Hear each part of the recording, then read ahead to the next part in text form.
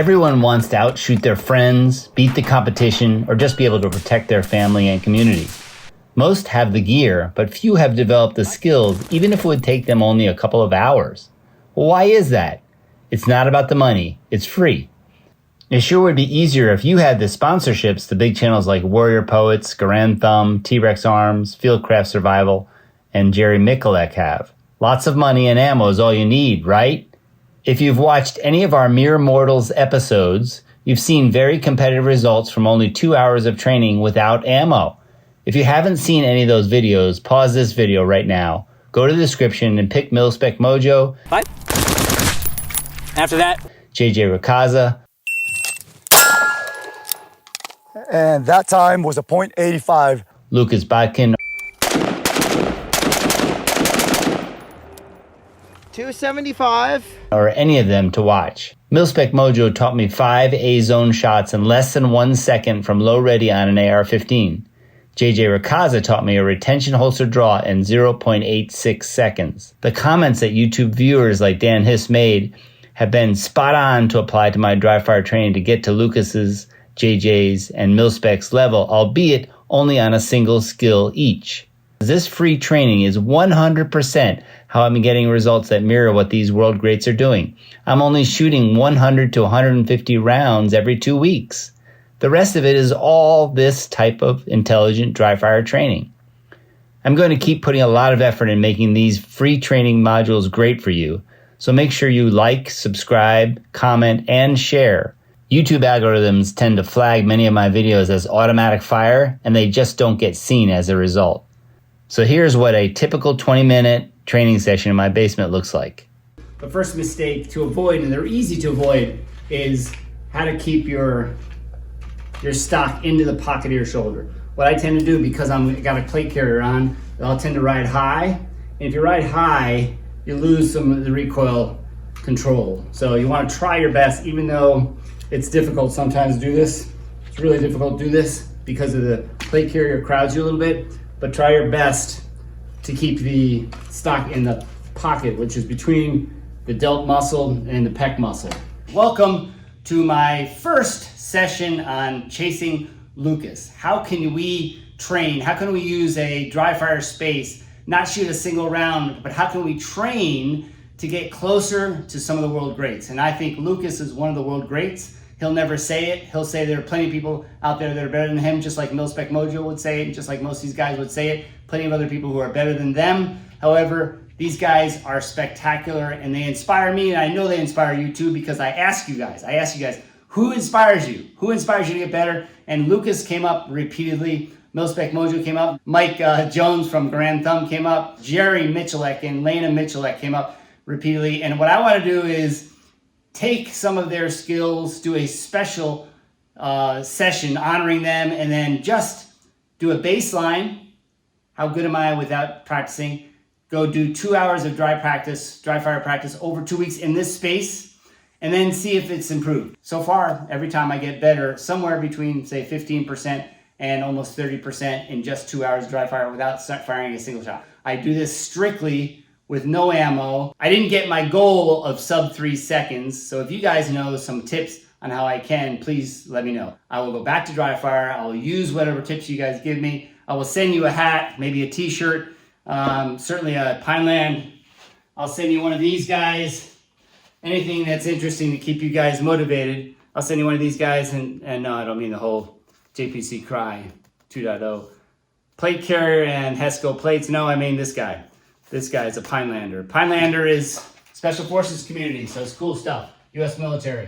But one of the things that we talked about with Anders is, I asked him the question, is there a single common thing that the best in the world had growing up, or the best in the world used to get better? And he said there's only one consistent thing, and that is they had a space, a special space when they were kids, when they were growing up, or when they were adults, that they could go and train, practice, rehearse, whatever it is that they needed to do.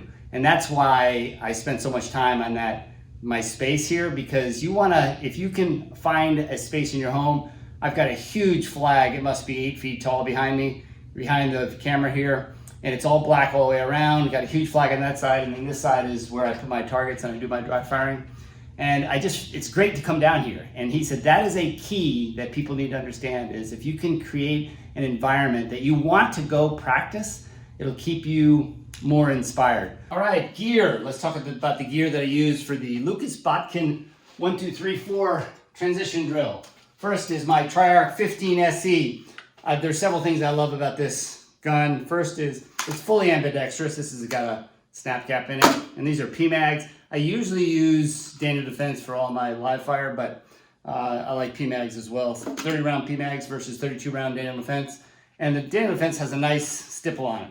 I love that this has left and right. It's got ambidextrous safety. It's got ambidextrous bolt release, and it's got ambidextrous mag release, which is super cool. And how would you use, for me, how would I use an ambidextrous bolt release? Well, it saves me probably maybe 1/10 of a second by not having to switch. If I am locked out, the bolt's locked out here, and I've already loaded up a new mag, I don't have to switch to this side and hit it. I can just lift this finger, which is already here, and I'm ready to roll. So nice, that's a snap cap, obviously, but a nice, faster way of doing it. All right, so the other thing I like about this is the trigger. It's got a sweet, sweet trigger on it. It's got a Geisley SD3G Super Dynamic 3-gun trigger, and it's just super flat. It's got, there's no travel in it. It's just super flat, single stage. Love it. And the third thing I love about it is, well, up front, I've got the mod kit with a T.Rex arms light bar on it. The mod light kit. I've got a couple other things that I do like about it. Back here, I've got the Edward Sherman's design. It's got a really slick ESD or Edward Sherman's design sling, which I like. And it's also got an Edward Sherman's design front grip here. If you can see this, it's pretty cool. It's got a nice little design to it. It's kind of Gucci. And I always say the Gucci gear doesn't matter. It's your training, it's your skills that matter. And then I've got a RC2, a Surefire SOCOM RC2 on the front.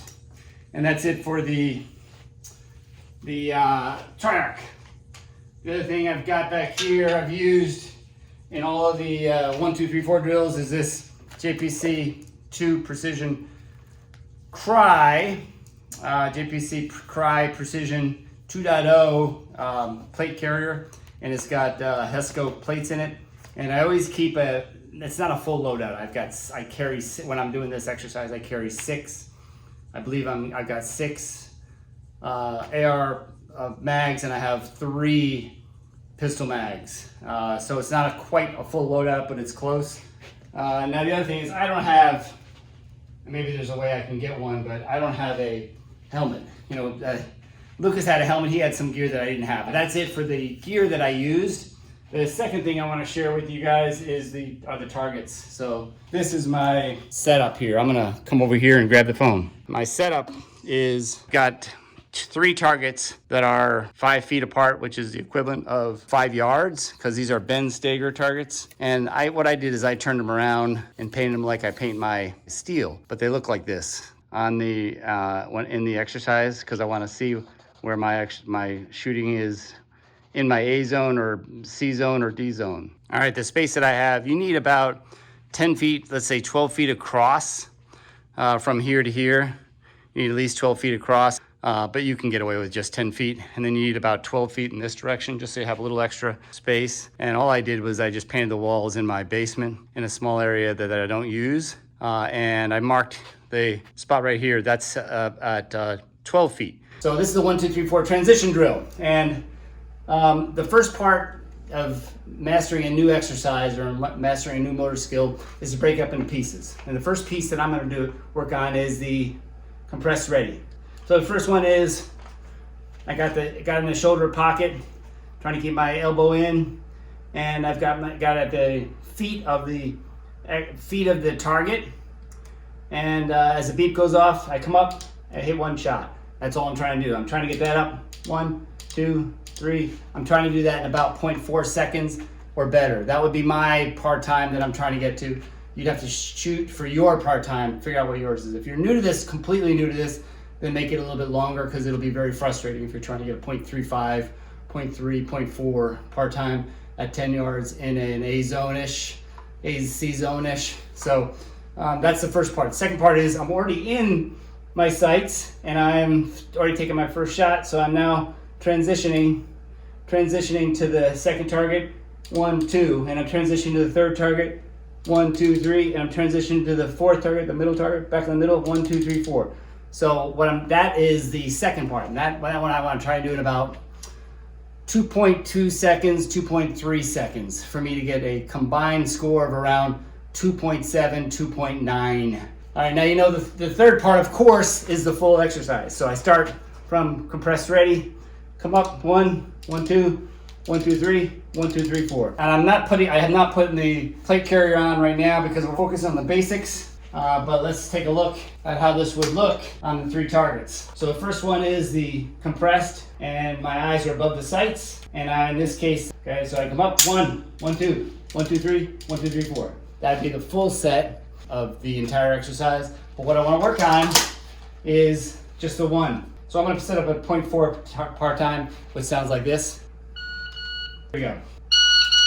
Yep, I would have had it. Would have probably been a little bit high on that one. Still would have been in the A zone though. A little bit off to the side. This is what you want to do. You want to be able to call your shots. My grip was off, so I was hitting over here, a little bit high and off to the side. Maybe it was a C zone. Hopefully it was not a D zone. Let's say I'm doing a 20-minute practice. I would do 8 minutes. Let's say 25-minute practice. I would do 8 minutes of the part 1. I'd do 8 minutes of part 2. I'd do 8 minutes of part 3. Unless you are already very comfortable and you know this exercise really well, then I would spend, which is what I'm doing right now, I'm spending most of my time on the entire exercise, not trying to break it down, unless I see an issue. And I do see an issue with my transitions. My transitions are a bit weak. So let's try it. Part 2, I'm already in the sights. So I've already mastered, or at least I've worked on the beginning part, I'm already in the sights. Transition 1, 2, 1, 2, 3, 1, 2, 3, 4. And I'm gonna stop counting because it slows me down. Here we go. Better. My snapping has gotten better, and that's what I'm looking for. It's one of the things I notice is my snapping to targets has not been as effective as it could be, and I'm bouncing around a little bit when I get there. So I just got to be more physical, more athletic, more aggressive on the grip. This is what a 2.8 sounds like. So if I get 3 sets in a row, which I didn't get this time, and I need some help from you guys. Again, I'm gonna ask you guys, if you got some ideas, please hit me up with them. All right, here we go. Compress ready, down low. Better, that was pretty good. Actually, I finished with a little bit of time spare.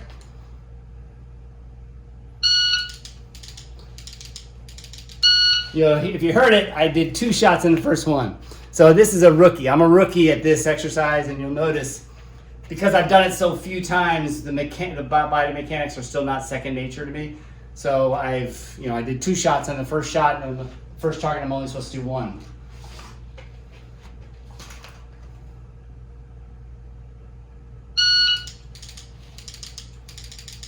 All right, better. I was bouncing around the third one. That's still, if I had to work on one thing, isolate one thing, I would do it from here all the way to the left to all the way to the right. That's how I would exercise. That's how I work on this exercise. Because what I'm doing is I'm coming across and it bounces. Coming across and it bounces. And there's something I'm not doing right here. I know there's a more effective way of doing it. When he does his, when I see Lucas doing that, he snaps it, and it's deliberate. Coming across and it stops almost dead where it needs to. And there's something not right for me. And I haven't quite figured it out yet. So anybody knows Lucas, have him hit us up. Hit us up on the other exercise, on the other video, or this one, on how we all can get better.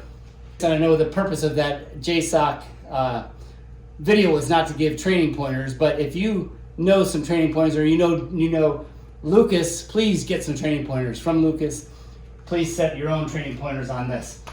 You know, I try to put a lot of effort into these videos for you guys. I try to keep them tight and try to keep them very high value for you guys. So it's free, doesn't cost you anything. I put a lot of effort into it. Hopefully you get a lot of value out of it. If you do, please subscribe, please like, please comment, because it really helps me and helps the channel grow. All right, so last time, trying a 2.8. That was smoother, that one, it was funny because I didn't jam myself. I didn't push it as hard as I usually would. So it just felt slower, but it felt much smoother, and I actually got in under the time. 2 Hesco plates, 3 magazines in the front. It definitely makes it a little bit harder to move around, but it shouldn't be that much different for me. But my problem is this piece is so far over here that it's hard for me to, and it's been probably getting me into a little bit of a bad habit, is I'm having to put this up higher, or at least I think I'm having to put it up higher to avoid this part of the plate.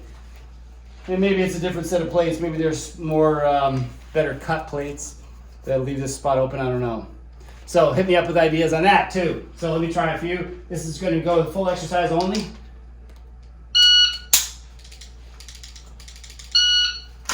Okay, I'm going to reset the trigger each time manually. I'm getting it. Obviously, this does not train on recoil, does not train on accuracy, but the red dot tells me, without recoil, it tells me where my sights are, and it tells me where my shots would hit without recoil. So it's not totally accurate. It's a good representation.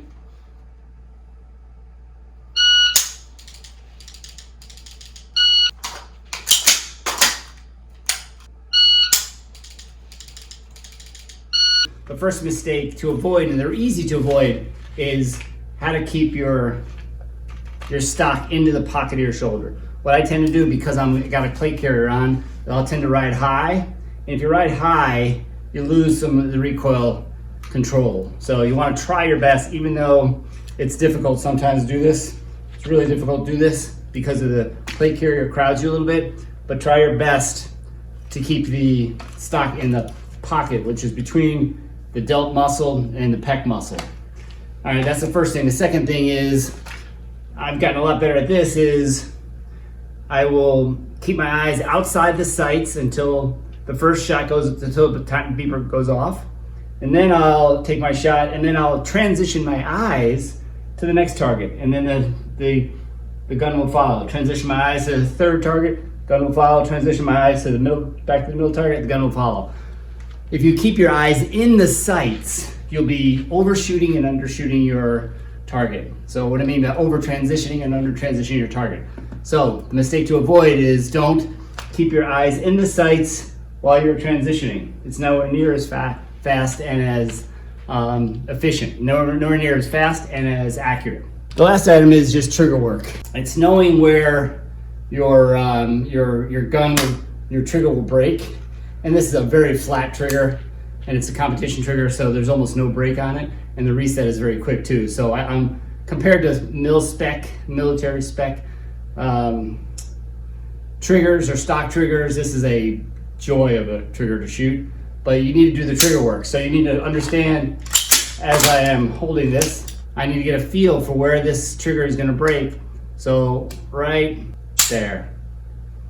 And you need to do that over and over again. And I tell you what, I can back to this other idea is I constantly are getting people are saying, try the Mantis Blackbeard. If you guys think it's really good for the work that I'm doing here, let me know. And if I pick your tip, remember, if I pick your tip, you get a free gear for nothing. So be one of the first, or be very convincing on your sharing your story of how the Mantis Blackbeard changed your life. I'm not doing hardly any real live fire. I'm only shooting. It turns out to be about every other week we go to the range and I shoot my baseline or my final set of whatever exercise that I'm working on. I don't shoot in between. So I'm shooting literally maybe 100 rounds of baseline, less than 100 rounds. So let's say 50 rounds, one box on a baseline setup, and then one box on a confirmation skills. So I'm doing that twice a month. So I'm shooting probably, let's say 100 rounds a month, maybe 125 rounds a month, depending on what exercise that I'm doing. And that's it. So all the rest of it is coming from learning and using his technique in dry fire, in this area right here. And if I use it, I will create another video, a follow-up that says, hey, I broke through 3 seconds. I got all 3 just by doing 1 more hour of dry fire or 2 more hours of dry fire. I went back to the range and I got all 3 sets under 3 seconds. That's the goal. You guys help me out.